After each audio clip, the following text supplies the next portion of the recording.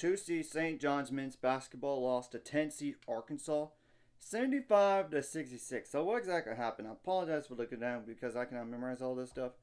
And this does mean St. John's magical year has come to a close. I mean, what a year for them.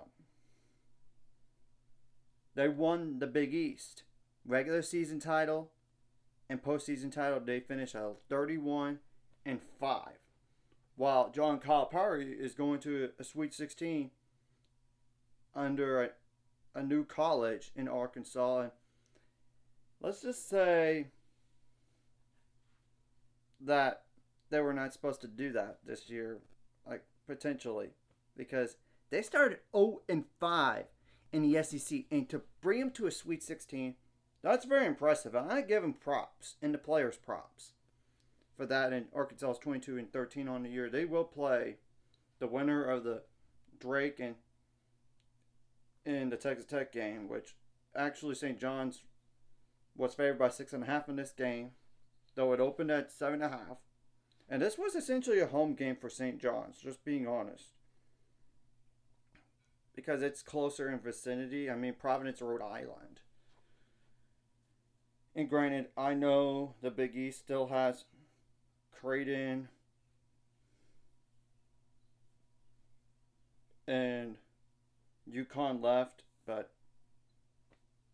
that's going to be uphill battles for both of those going to the next games against 1 seeds here. So there's a possibility that the Big East won't have a Sweet 16 team. But this is why we play the games. So in the first half, Arkansas was up 35-32. Second half, Arkansas did score more, 40 points, while St. John's did score more, 34. But there's obviously more to that game than that. And that's why I'm going to go over the last minute of the game and the stats here. So, around 41 seconds left, Aaron Scott from St. John's fouled. And at that point, they were trying to play it out, and he fouled anyway. And Billy Richmond III missed a 1-on-1.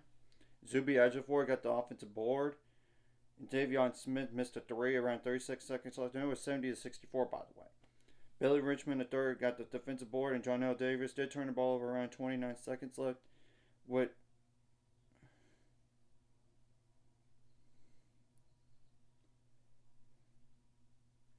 that led to Lefterius Leopolous, Liotopoulos. I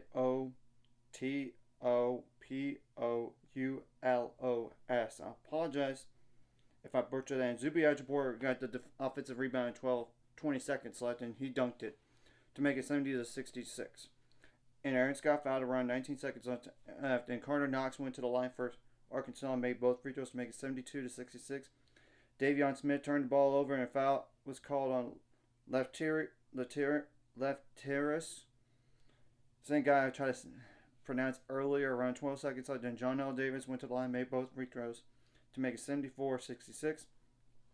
And Lefteris missed a 3 around 7 seconds left. And Billy Richmond III got the defensive board, and Zuby Ejiofor fouled around 4 seconds left. The game was over. He could have just let them dribble it out, but it's going to be only worse in terms of margin. It was, because Billy Richmond III missed the first free throw, but made the second, and St. John's going to get the ball inbounded, and that was ball game right there. So this does mean John Calipari is 3-2 against Rick Pitino and NCAA tournament games, at least. And St. John's did not shoot the ball good. 28% on 75 attempts. 9.1% on threes on 22 attempts. 71% on free throws on 31 attempts. 51 rebounds, 28 offensive. 5 assists, 5 steals, 3 blocks, 6 turnovers, 20 fouls.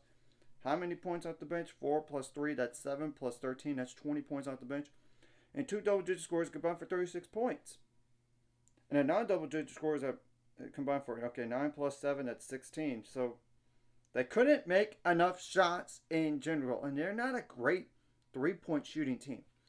I thought it could deter their run, and it did. They're not going to the Sweet 16. So Arkansas did have how many bench points? 2 plus 6, that's 8. Plus 16, that's 24. Or 24 points. And 3 double digit scores combined for 15 plus 13, that's 28. Plus 16, that's 44 points. And 1, 2, 3, 4 other players scored 16 points in this game combined for, okay, 3 players with 8, that's 24 already. Plus 7, that's 31 points.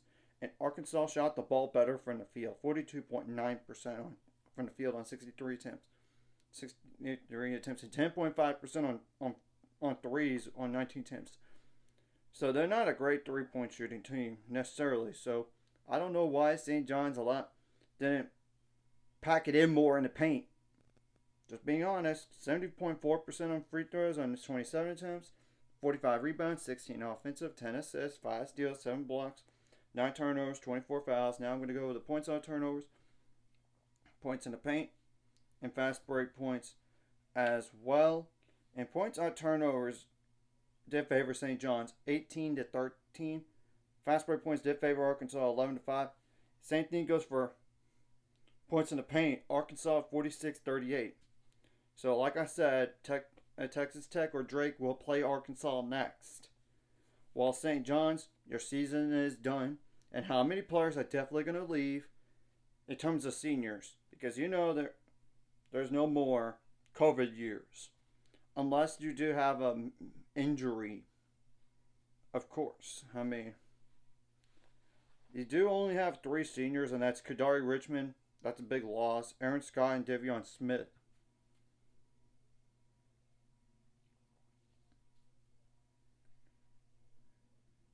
And this is pending transfer portal. Of course. So we're going to have to wait and see what happens for St. John's in the offseason. And whether or not Arkansas is going to go to an Elite 8 this year. Because if they beat St. John's, they could very well beat Texas Tech or Drake. They could, but this is why we play the games and not just assume anything.